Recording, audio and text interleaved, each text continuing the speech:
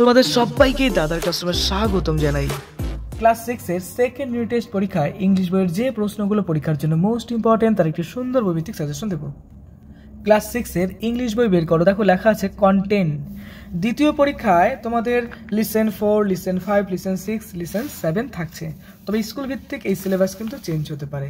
আমি এই ভিডিওতে লিসেন 4, লিসেন 5, লিসেন 6, লিসেন 7 এবং লিসেন 8 এর যে প্রশ্নগুলো মোস্ট ইম্পর্টেন্ট তার সাজেশনই দেবো। ইংলিশ গ্রামারের জন্য অবশ্যই তুমি তোমার টেক্সট বইতে যে গ্রামারগুলো দেওয়া আছে ওগুলো প্র্যাকটিস করবে, আর তার পাশাপাশি তোমার যে গ্রামার বইটা আছে ওখান থেকেও প্র্যাকটিস করবে। কোনগুলো প্র্যাকটিস করতে হবে দেখো, কাইন্ডস অফ নাউন মানে নাউনের প্রকারভেদ, আর্টিকেলস বলতে এ এন দি হয় ওগুলো হচ্ছে আর্টিকেল, ওগুলো প্রচুর উদাহরণ প্র্যাকটিস করে রাখবে, উঁচু ক্লাসেও কিন্তু খুব কাজে দেবে, তাই এখন থেকে শেখো। তারপর যেরকম প্রিপোজিশন বলতে কি ইন হতে পারে, অ্যাট হতে পারে, অন হতে পারে, ওভার হতে পারে, এগুলো হচ্ছে প্রিপোজিশন। অ্যাডজেক্টিভ প্র্যাকটিস করবে, verb forms, tense, prefix, suffix, identity the type of sentence, তারপরে মেকিং সেন্টেন্স বলতে বাক্য গঠন অর্থাৎ বাক্য রচনা করতে হবে আমাদের। অ্যান্টমিস বলতে বিপরীত শব্দ। আর রাইটিং স্কিল থেকে প্যারাগ্রাফ, কনভারসেশন, স্টোরি রাইটিং, আর তোমাদের স্কুলের স্যাররা যেগুলো সাজেশন দিচ্ছে সেগুলো ফলো করবে। এবার টেক্সট বইয়ের মোস্ট ইম্পর্টেন্ট প্রশ্নগুলো চলো আলোচনা করি। পেজ নাম্বার 36 বের করো। Listen 4, the shop that never was. দেখো পরীক্ষার ক্ষেত্রে এখান থেকে যে কোনো একটা অংশ তুলে দিতে পারে, দেওয়ার পরে ওটা রিলেটেড কিছু প্রশ্ন করবে, সেগুলো আমাদের সলভ করতে হবে। একে বলে সিন অংশ। ওকে, বুঝতে পারছো তো? এবার দেখো পেজ নাম্বার 38-এ কিছু প্রশ্ন আছে, বিশেষ করে 1 নম্বরের প্রশ্ন দেখো বলেছে rearrange the following sentence in the correct order and put the number in the given boxes, one is done for you. এই যে লাইনগুলো আছে না, এটা গল্প অনুসারে আমাদের সাজাতে হবে, কোন লাইনটা আগে হবে কোনটা পরে হবে সেইভাবে, বুঝতে পারছো? যেটাকে বলছে অর্ডার অনুসারে। আচ্ছা, এগুলো সবগুলোই করবে শর্ট প্রশ্ন হিসেবে, ইম্পর্টেন্ট আছে তবে কম ইম্পর্টেন্ট এগুলো। আচ্ছা, অ্যাক্টিভিটি 2 এটা কিন্তু খুব ইম্পর্টেন্ট। এখানে দেখো বলেছে fill in the blank using word from the help of box. এই যে বক্সে যে ওয়ার্ডগুলো আছে এই ওয়ার্ডগুলো দিয়েই এই শূন্যস্থানগুলো আমাদের পূরণ করতে হবে, এটা খুব ইম্পর্টেন্ট। তার জন্য দেখো 2টো স্টার লিখে রাখলাম এখানে।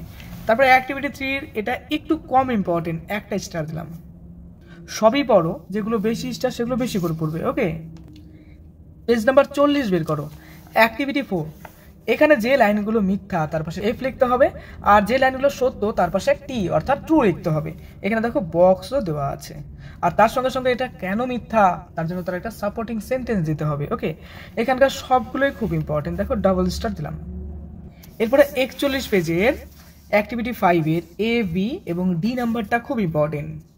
পেজ নাম্বার 42 বের করো। অ্যাক্টিভিটি 6, এখানকার কজ এবং ইফেক্ট, কারণ এবং তার ফলাফল সবগুলোই খুব ইম্পর্টেন্ট। তারপরে পেজ নাম্বার 43 বের করো। অ্যাক্টিভিটি 7 এর এ, বি, সি এই 3টে মোস্ট ইম্পর্টেন্ট, ডিটা মোটামুটি ইম্পর্টেন্ট। পেজ নাম্বার 44 বের করো। 44, এখানকার অ্যাক্টিভিটি 8 এর সবগুলোই খুব ইম্পর্টেন্ট, পরীক্ষায় কিন্তু খুব দেয়। অ্যাপ্রোপ্রিয়েট আর্টিকেলস বসাও। আর্টিকেল বলতে কি ওই যে এ এন দি বসায় না, ওগুলোই হচ্ছে আর্টিকেল। আর প্রিপোজিশন কি, যেরকম ইন হয়, অন হয়, অ্যাট হয়, এগুলোকে বলে প্রিপোজিশন। ওকে, অ্যাক্টিভিটি 9B এটাও খুব ইম্পর্টেন্ট। এখানে বলেছে কি এই যে ওয়ার্ডগুলো আছে এগুলোতেই একটা অর্থপূর্ণ অর্থাৎ মিনিংফুল একটা সেন্টেন্স আমাদের তৈরি করতে হবে, সবগুলোই প্র্যাকটিস করে রাখবে। অ্যাক্টিভিটি 9B এখানকার সবগুলোই ইম্পর্টেন্ট। পেজ নাম্বার 45 বের করো। এর আগের বছর অনেক স্কুলেই কিন্তু এই প্রশ্নটা এসেছিল, এ ম্যাজিক শো। এটা রিলেটেড অনেক সময় কিন্তু প্যারাগ্রাফও লিখতে লাগে। দেখো এখানে বলছে start a conversation with your friend on any one of the following that you may have seen. মানে তুমি তোমার বন্ধুর সাথে একটা কথোপকথন লেখো, মানে কনভারসেশন লিখতে হবে। কোন বিষয়ে? এ ড্যান্স ড্রামা, এ ফুটবল ম্যাচ, কিংবা এ একটা ম্যাজিক শো সম্পর্কে। 3টাই ইম্পর্টেন্ট, কিন্তু তার মধ্যে মোস্ট ইম্পর্টেন্ট 3 নাম্বারটা। ওকে, এরপরে 46 page listen 5, land of paradox. এখানে দেখো অনেক কার্টুন পড়া আছে, এই কার্টুন পড়া থেকে প্রশ্ন হয়, তবে এটা প্রশ্নগুলো কম ইম্পর্টেন্ট। পেজ নাম্বার 53 বের করো। অ্যাক্টিভিটি 1 এর মধ্যে যেটা সঠিক অপশন সেটা আমাদের নির্বাচন করতে হবে। দেখো লিখেছে টিক দ্য কারেক্ট অল্টারনেটিভ, মানে এই যে এখানে যে অনেকগুলো অপশন আছে না, এর মধ্যে কোনটা সঠিক তার উপর আমাদের টিক চিহ্ন দিতে হবে। তারপর দেখো অ্যাক্টিভিটি 2, এখানকার সবগুলো ইম্পর্টেন্ট। পেজ নাম্বার 54 বের করো। 54 পেজ। অ্যাক্টিভিটি 4 এর সবগুলো পড়তে লাগবে। অ্যাক্টিভিটি 5 এর কোনগুলো important? A number, C number, D number, এগুলো বেশি পড়বে।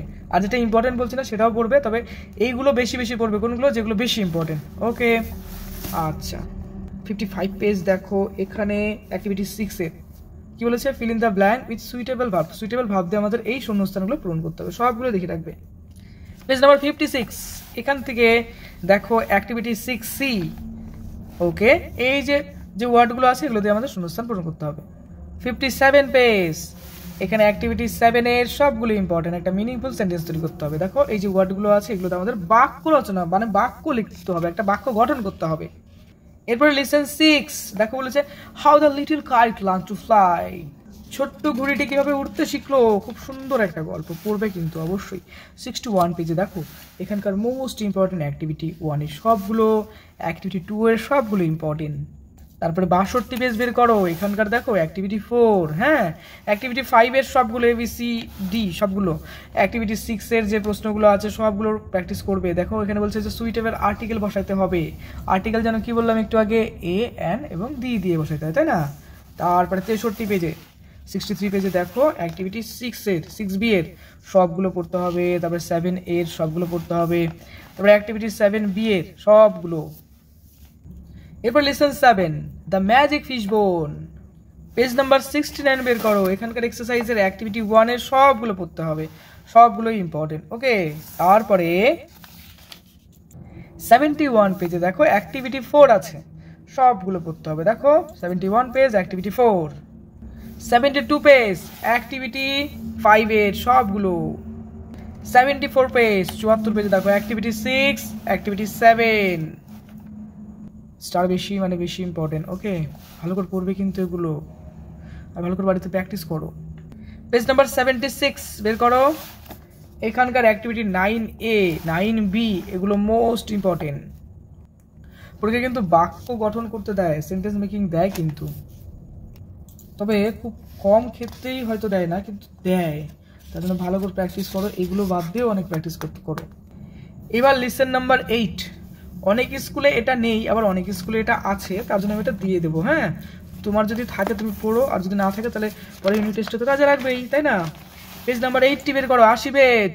দেখো এখানকার অ্যাক্টিভিটি 2 এর সবগুলো প্রশ্ন ইম্পর্টেন্ট আছে। দেখো fill in the blank with word from the help of the box, মানে এই যে বক্সের মধ্যে অনেকগুলো ওয়ার্ড আছে না, এই ওয়ার্ড দিয়ে আমাদের এটা পূরণ করতে হবে।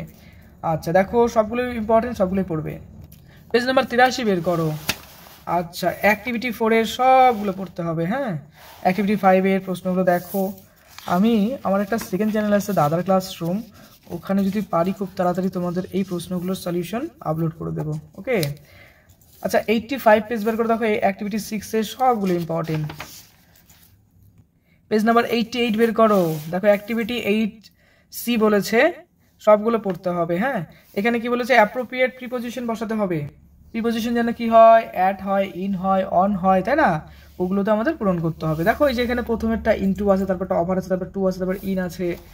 ওকে, আচ্ছা এইগুলো ব্যাপারে একটা ডিটেলস ভিডিও নিয়ে আসবো না, চ্যাপ্টার ওয়াইজ ডিটেল বুঝিয়ে দেবো না, আমার একটা সেকেন্ড চ্যানেল আছে ওই চ্যানেলে। ওকে, আচ্ছা চলো ইম্পর্টেন্টগুলো দেখি। অ্যাক্টিভিটি দেখো 9A তারপরে 9B এগুলো খুব ইম্পর্টেন্ট, প্র্যাকটিস করবে বাড়িতে ভালো করে।